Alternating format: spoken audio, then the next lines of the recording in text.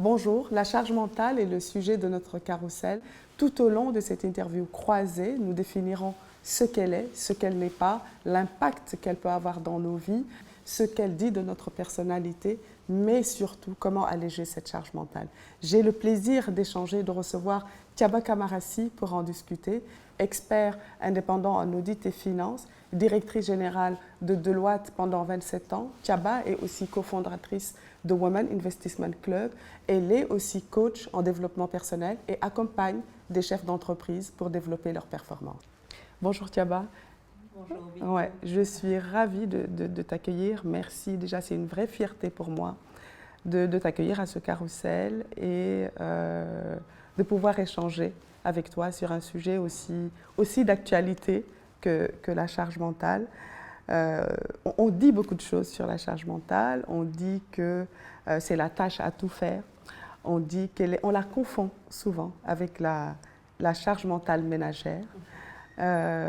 On dit aussi qu'elle est plutôt d'ordre cognitif, que c'est une charge cognitive, c'est-à-dire la capacité à stocker des informations et qu'on serait en surcharge justement lorsque on a une multitude d'informations qui commencent à se bousculer comme ça dans la tête, pas de manière séquentielle mais en parallèle et puis quand le cerveau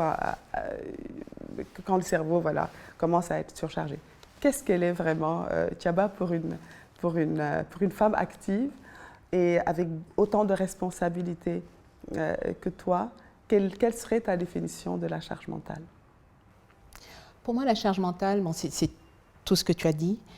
Et c'est surtout ce travail qui consiste à devoir jongler plein de rôles différents et de devoir constamment être en mode organisation, coordination, supervision, avec en sous-jacent une forme d'anxiété, oui, voilà, oui, d'anxiété, parfois de sentiments de culpabilité, parce que bon, les femmes, nous avons tendance à être très exigeantes avec nous-mêmes, à vouloir tout le temps être parfaites.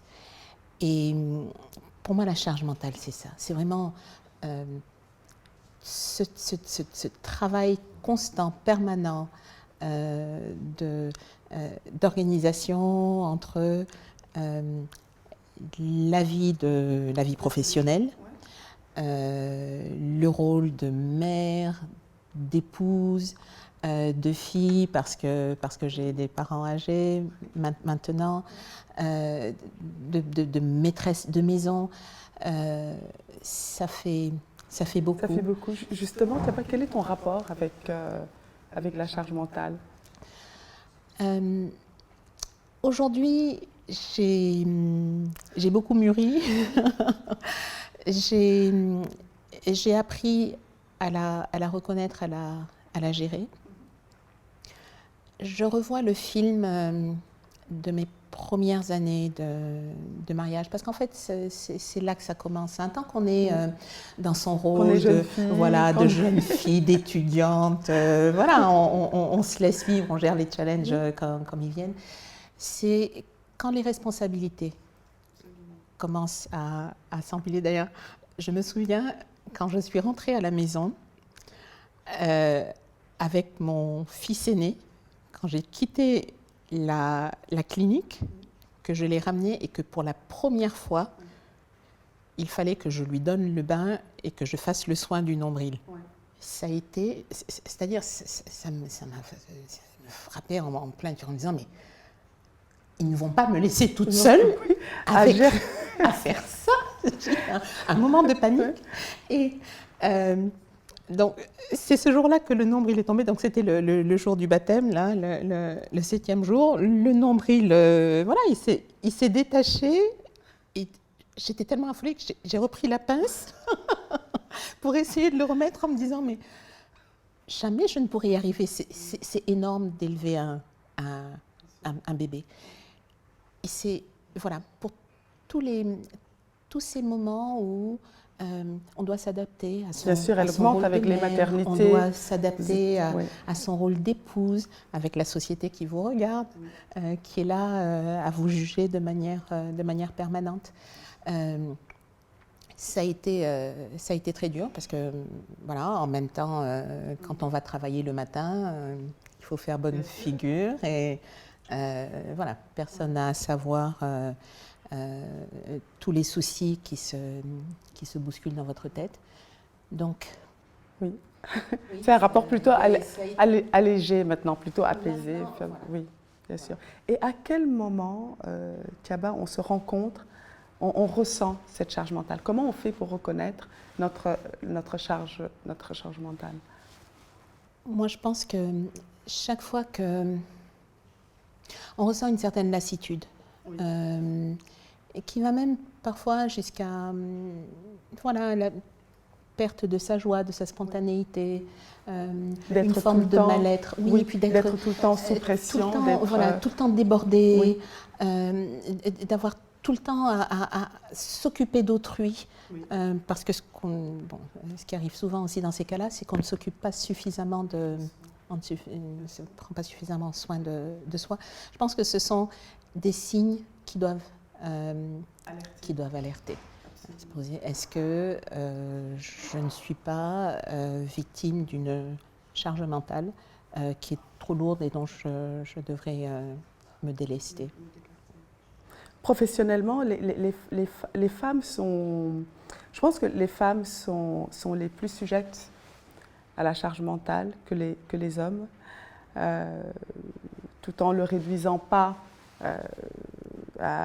aux femmes, parce qu'avec ça, il y a la surcharge, la charge mentale ménagère, il y a la charge mentale professionnelle, il y a le soutien scolaire de nos enfants, il y a la charge sociale et les femmes le vivent peut-être sans mettre de mots, souvent. On en parle entre copines et puis après, rebelote, le lendemain, ça y est, on reprend la même chose sans prendre le temps de s'arrêter pour en parler. Il est aussi, on a une croyance, c'est ce qu'on disait tout à l'heure, dans nos sociétés, peut-être que c'est universel aussi, en tout cas dans nos sociétés, de croire que le fait d'être indispensable dans son foyer était valorisant. Du coup, c'est très difficile de changer un comportement qui correspond à une identification. On se dit, on a des espèces de cartes de notes qui disent que ah ouais, ben, bravo, tu es indispensable chez toi. Et c'est même valorisant. Est-ce que donc c'est pas un frein au changement pour les femmes? Complètement. Et le terme que tu as utilisé, qui est le terme d'identification, c'est celui-là qu'il faut que nous adressions. Nous portons différentes identités en fonction des situations et de l'environnement. L'identité de mère que j'ai va être différente de celle de l'épouse, différente de celle de la chef d'entreprise. Oui. Voilà.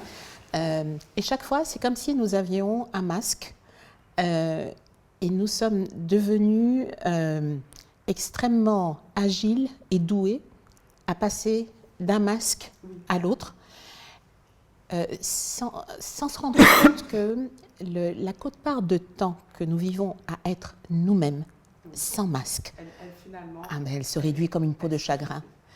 Et proportionnellement à cette réduction, mais le mal-être augmente. Et ça, c'est comme des vases communicants. Et il faut, à un moment, en prendre conscience et savoir dire stop. Parce que sinon, comme tu l'as dit, c'est le burn-out, ça peut être l'explosion du couple. Donc, il est important de prendre conscience de cette démultiplication de rôles et puis de mettre une limite qui soit soutenable, Ouais, voilà, qui soit plus saine, voilà, plus saine, finalement. plus acceptable. Et d'accepter de ne pas être parfaite. Absolument. Parce que ça, c'est un diktat social. On doit être une parfaite maîtresse de maison. On passe 8 heures au bureau. Et quand Mais la maison, c'est votre responsabilité. Oui. Il faut qu'elle soit impeccable. C'est du bureau ou à l'inverse, du cabinet du pédiatre. Oui, absolument. Qu'on va gérer l'appel d'offres qui doit partir dans la soirée. Ou À la réunion parents-professeurs. Voilà. Et d'ailleurs, aux réunions parents-professeurs, donc tu parlais de la charge mentale des hommes, aux réunions parents-professeurs, l'écrasante majorité de parents... 15%, j'avais lu que 75%, c'est des mamans. Et que le peu, 15% des hommes tenaient en responsabilité le soutien scolaire des enfants, par exemple. Alors moi, j'ai lu quelque chose d'assez intéressant que j'aimerais partager. C'est que la charge mentale serait aussi un refuge, plus pour les hommes, serait plutôt un refuge pour oublier, pour s'oublier un peu. Penser aux autres, peut-être aussi pour les femmes, avoir 45 000 tâches qui attendent, serait en quelque sorte un refuge pour échapper au sens de la vie, de sa vie. C'est une distraction qu'on fait pour les autres pour retarder le face-à-face avec soi. C'est vrai.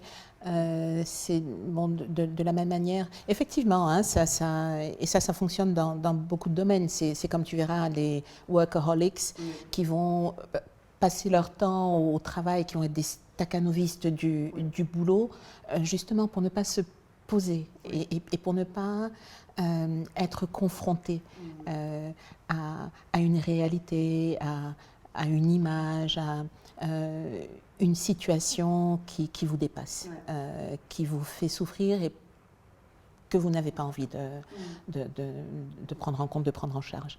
Donc, et il y a également l'élément qui est très réconfortant de susciter la compassion, de susciter des éloges et des compliments. Nous en sommes très friands dans notre... Pour les femmes, on disait tout à l'heure que les femmes aussi, quelque part, ne faisaient rien.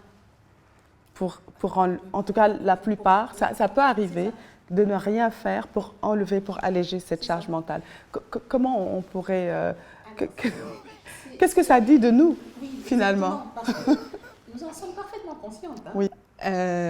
Nous avons ce proverbe Wolof, bon, je vais le dire là, dont la traduction est quand votre belle-mère chante vos louanges, c'est que franchement vous en avez bavé.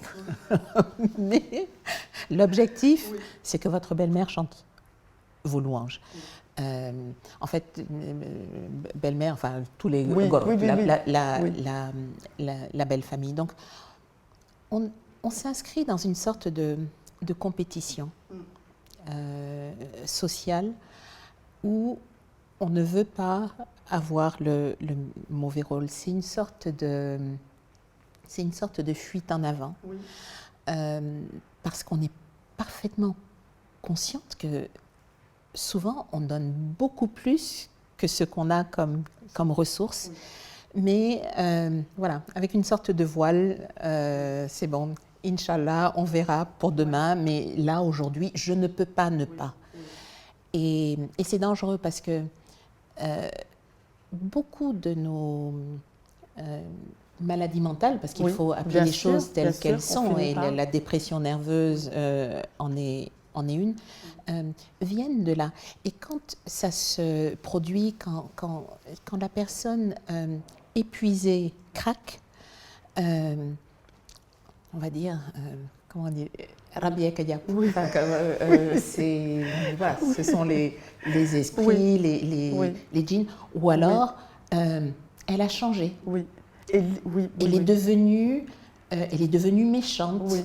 Elle ne veut plus elle ne veut plus Elle a collaborer. changé avec le temps. Alors que la personne oui, n'a pas changé. n'a pas changé. C'est Elle juste croule, que au le contraire, vase, voilà, Et le vase a trop. débordé. Voilà. Et, Voilà. Et c'est aussi, Thiaba, je pense, le résultat de beaucoup de responsabilités sociales qu'on donne à la femme, notamment avec les enfants. La réussite Oui. et l'échec même des enfants est intimement lié au rôle de maman. Lorsqu'une mère est indispensable dans son foyer et qu'elle gère tout au millimètre près, là, ses enfants réussissent. Il y a un adage Wolof qui le dit.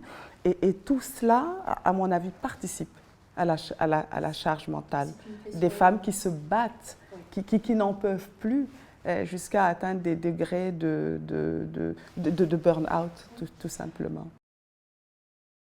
Là, je m'adresse notamment aux femmes sénégalaises parce que c'est une société que je connais bien. Et cet adage que tu as évoqué, qui est Ligeyundei Anyudom, qui veut dire littéralement le travail de la mère, oui, garantit le repas, la réussite, oui, la réussite oui, de son enfant ou son bien-être matériel. D'aucuns disent que cela veut dire qu'une femme doit travailler au sein de son ménage. Doit serrer les dents surtout. Sous-entendu pour son mari, si elle veut que ses enfants réussissent. Et il n'y a pas pression plus forte pour une mère que de lui dire si tu ne sers pas ton mari, si tu n'es pas complètement soumise, si tu ne travailles pas pour ton mari, tes enfants en seront victimes. Je voudrais juste te rappeler deux choses. C'est juste un constat tout bête. Nous sommes historiquement, culturellement, une société polygame. Dans la concession familiale, au moment du repas, le repas familial, que les femmes préparent à tour de rôle d'ailleurs, hein, chacune a son jour. Au moment où on sert le repas, tout le monde a droit à venir s'asseoir autour du bol. Tout le monde, même les passants qui sont tombés sur le... Ça c'est notre culture. C'est notre culture. Nous fonctionnons comme ça. Le repas du père, c'est le repas de tout le monde. Et quand il n'y a pas assez, ceux dont la maman a des moyens peuvent aller dans la case de leur mère et manger à leur faim discrètement. Ceux dont la maman est démunie, eh ben, voilà, Donc c'est une réalité sociale dont nous sommes tous témoins, c'est que dans nos sociétés, les femmes travaillent très dur, elles de tout temps. De tout temps, nos ancêtres portaient leur bébé sur le dos et partaient en voyage d'affaires, partaient s'occuper de leurs champs. Moi, en tout cas, dans notre société sahélienne, là, je ne connais pas de modèle où les femmes sont cloîtrées, recluses à la maison. Elles travaillent. Et le fruit de leur travail leur revient. C'est pour elles et leurs enfants. Nous sommes des sociétés qui étaient à l'origine matriarcales. Oui. Le patriarcat nous a été imposé par la puissance colonisatrice. Oui. Et dans les premières années de l'indépendance, on a mis en place un code de la famille oui. qui a cassé tous les avantages, tous les bénéfices ancestraux oui. des femmes. Et a maintenu ou a introduit des contraintes qui étaient inspirées du Code civil français et qui ne correspondent absolument pas à notre culture, à notre mode de fonctionnement. Donc, les femmes ont toujours été, et tu as dû être élevée selon les mêmes valeurs que moi. Une petite fille, très tôt, on lui inculque le sens des responsabilités. Une petite fille doit s'occuper de ses petits frères et sœurs, aider dans les travaux domestiques, apprendre à cuisiner.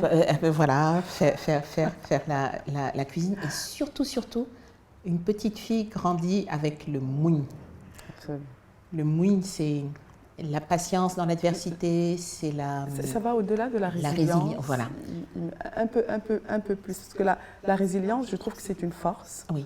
Le moune a quelque chose de plus... Oui,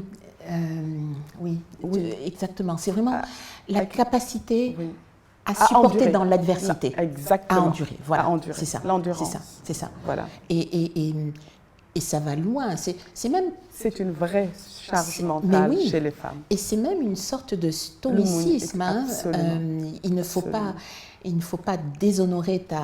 En fait, un don de soi. Famille. Voilà. Finalement. Voilà. Et une force. Une femme, c'est un pilier. Oui. Et ça, on vous l'inculque, mais on vous le met assez tôt. Les petits garçons, non. Les petits garçons ne sont pas élevés avec cette même exigence. Et donc, de fait, voilà, les femmes sont formatées pour être les gardiennes, les piliers. Et tout ça dans la discrétion. Parce que quand on est bien éduqué, on ne fait pas perdre la face à un homme. Et on ne se plaint pas. On est digne. Donc la véritable force dans la société, c'est pas le sexe faible là. c'est pas les femmes. Et ça se retrouve dans nos contes. Le prince charmant n'existe pas dans les contes africains. Ce sont les filles qui vont choisir leur mari. Et au moment où elles doivent choisir leur mari, elles doivent faire attention aux critères qui doivent être autres que simplement sur des attributs physiques. Oui. Et tous nos contes, enfin, tout ce qui permet de formater cet inconscient collectif s'appuie finalement sur des piliers qui sont ceux du matriarcat et de la force des femmes. Aujourd'hui, donc d'où cette exigence très très lourde vis-à-vis des femmes et au-delà, bien sûr, de considérations ménagères ou autres. C'est que donc on a maintenu cette exigence et on nous a enlevé les avantages qui y étaient associés. Ouais. Thiaba, comment alléger cette charge mentale? Oui. Penser à soi. Oui, moi ça a été le cas. Et là-dessus, je remercie ma mère parce que c'est elle qui, la première, m'a permis de réaliser cette... à l'époque, on ne parlait pas encore de charge mentale, c'était pas les mots, mais c'est elle qui m'a dit un jour, il faut que tu lèves le pied. Tu en fais trop sur trop de sujets. Il faut que tu lèves le pied, il faut que tu ailles te reposer. Et ma réponse a été, mais je ne peux pas. Comment je fais pour le travail, pour les enfants Et elle m'a répondu, ça nous fera à tous une belle jambe si tu meurs, parce que voilà, si tu croules sous la tâche et que nous te perdons, donc il faut que tu te mettes en mode sauvegarde. Et elle a parfaitement raison. Je pense que la première des choses, c'est en prendre conscience, accepter qu'on ne va pas bien, qu'on n'est pas bien dans cette... Ouais. Et on se rend compte aussi, Thiaba, que quand on lève le pied, justement, les autres, ils continuent de bien vivre. Que ce soit les enfants, ou le mari, ou les collaborateurs. Voilà. On se rend compte que quand on prend... Et la plupart du temps, on se rend compte qu'on est en train d'aller à l'avant des désirs des autres sans peut-être qu'ils nous le demandent. Parce que, et ça, il faut que les femmes aussi interrogent le besoin qu'elles ont de se mettre comme ça en avant, de s'oublier. De toutes les façons, je le dis souvent, quand on s'oublie, on a du mal à s'occuper des autres qu'on aime. Et qu'il faut absolument, avant de pouvoir amener du positif à l'autre, il faut se tenir debout. Quand on va à l'épuisement, finalement, on a le contraire. Et surtout, et c'est la cause de beaucoup de burn-out, on le fait sans qu'on nous le demande. Et après, on s'attend à une réciprocité qu'on n'a pas. Voilà. Et on a du ressentiment. Oui, on a du ressentiment. Et on ne comprend pas. Voilà. Ça aussi, il faut que les femmes sachent lever le pied, oui, et s'occuper. Tu as parfaitement raison. Et ce qui l'illustre, c'est, tu vois, la métaphore de l'avion, quand on donne les consignes de sécurité, attention. Mettez votre voilà, et puis masque en cas de dépressurisation, le masque à oxygène va tomber. Mettez d'abord votre masque avant d'aider les autres. Avant d'aider autrui. Absolument. Ça n'est pas de l'égoïsme. Oui. C'est de la sagesse. Absolument. C'est de l'intelligence. Absolument. On ne peut pas donner à autrui ce qu'on n'a pas. Et savoir gérer ses ressources et savoir reconnaître en toute lucidité quand les ressources sont presque épuisées, je pense que c'est le premier niveau de comment alléger sa charge mentale. C'est juste de la reconnaître, de la voir. Et je dirais, tout de suite après, la deuxième étape, c'est de demander de l'aide. C'est d'avoir cette générosité, cette compassion envers soi-même et puis cette humilité aussi, hein, de demander de l'aide. Et là encore, pour en revenir à notre société, je trouve qu'en général, quand cette aide est demandée, souvent, elle est offerte avec beaucoup de bienveillance. Personnellement, bon, je viens d'une famille de filles, nous sommes 4 sœurs, hein, je n'ai pas de frères, et j'ai une relation très très forte, très fusionnelle avec mes sœurs. Si je n'avais pas eu cet appui permanent, et puis même il y a une sorte de, tu vois, quand tu te déplaces, ça existe encore beaucoup dans le monde rural, quand tu vas voir quelqu'un chez lui,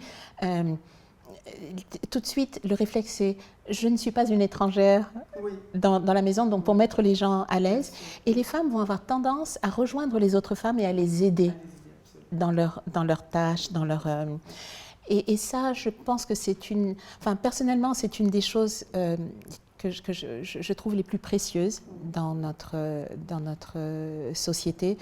C'est cette solidarité, cet esprit d'entraide qu'il peut y avoir entre femmes. On parle souvent des mauvais côtés, de la jalousie, des rivalités, mais voilà, le revers de la médaille, enfin l'autre côté de la pièce existe également. Le lâcher-prise aussi, moi je crois beaucoup au lâcher-prise. Oui, et puis l'autre chose importante également, c'est d'y associer les hommes. Parce que nous nous plaignons de notre charge mentale, c'est vrai, Kirel, nous nous plaignons de ne pas être suffisamment aidés, assistés. Souvent, ce n'est pas par méchanceté, ce n'est pas par refus que les hommes n'y arrivent pas. Et je trouve que beaucoup d'hommes aujourd'hui en font plus à la maison, dans les soins des enfants, dans l'accompagnement scolaire, que ne le faisait la génération de nos pères et de nos grands-pères. Ils sont peut-être un peu plus à l'écoute quand on leur demande. Voilà. Mais ce qu'il ne faut pas perdre de vue, c'est qu'ils n'ont pas été préparés à ce rôle de la même manière que nous. Absolument. D'où le rôle des femmes d'éduquer peut-être aussi nos enfants. Parce que c'est nous qui éduquons. Absolument. Et il est important que, du coup je disais tout à l'heure, je suis d'une famille de filles, les clichés, mais je n'ai que des garçons, mais mes garçons, dès le plus jeune âge, pour eux, c'est une question, c'est une question de respect de soi et d'autrui, de ranger sa chambre, d'aider à laver la vaisselle. Et puis j'ai dit, bon, plus tard, si vous tombez sur une fée du logis, tant mieux pour vous. Sinon, et tant que vous êtes célibataire, mais vive l'indépendance. Plus vous avez de compétences pour vous occuper de vous, plus vous êtes autonome et mieux vous vous en portez. Donc pour moi, un homme doit savoir faire la cuisine, tenir une maison, s'occuper d'enfants. Ça n'est absolument pas dégradant. Pas dégradant, voilà, tout à fait. Ni de la faiblesse. Et je connais vraiment beaucoup d'hommes qui le font bien, qui le font avec le cœur. Après, c'est voilà, comment socialement nous pouvons faire admettre ces changements, faire admettre que notre société a évolué. Notre mode de vie urbain ne permet plus aux femmes de continuer à supporter des charges pour lesquelles elles étaient aidées avant. Hein. Avant, une femme, quand elle allait rejoindre le domicile conjugal, souvent, elle était accompagnée d'une parente, parfois même d'une grand-tante, pour l'aider à tenir son foyer. Maintenant, ça n'existe plus. Ça. De plus en plus, surtout les femmes travaillent. Et voilà, c'est ça. Et donc, éduquons nos petits garçons de la même manière que nos petites filles. Et puis, soyons plus pédagogues avec nos conjoints. Parce que ça ne va pas aider la cause de leur dire mais tu es trop nul, mais c'est pas comme ça. Ah, bon, fais la table avant que je n'arrive. S'ils ne sont pas, il faut aussi que nous acceptions que les choses ne soient pas aussi parfaites que si nous les avions faites. Et que les et que c'est un processus de changement et que c'est une vie à deux où chacun est compatissant vis-à-vis de l'autre sans que ça ne soit un droit ou ça que ce soit une demande qui est très normative, voilà. Et souvent, les hommes qui ont été élevés par des femmes seules et qui ont aidé leur maman très jeune sont ceux qui fondent les familles les plus stables, les plus équilibrées d'un point de vue psychologique parce que ils savent s'occuper ils savent s'occuper d'autrui. C'est quelque chose qui est sont plus sensibles à l'humain. Voilà,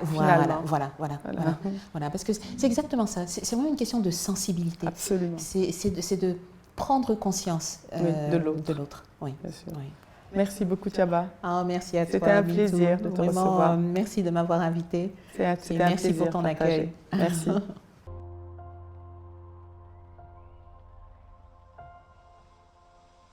Ubuntu, nous sommes les autres.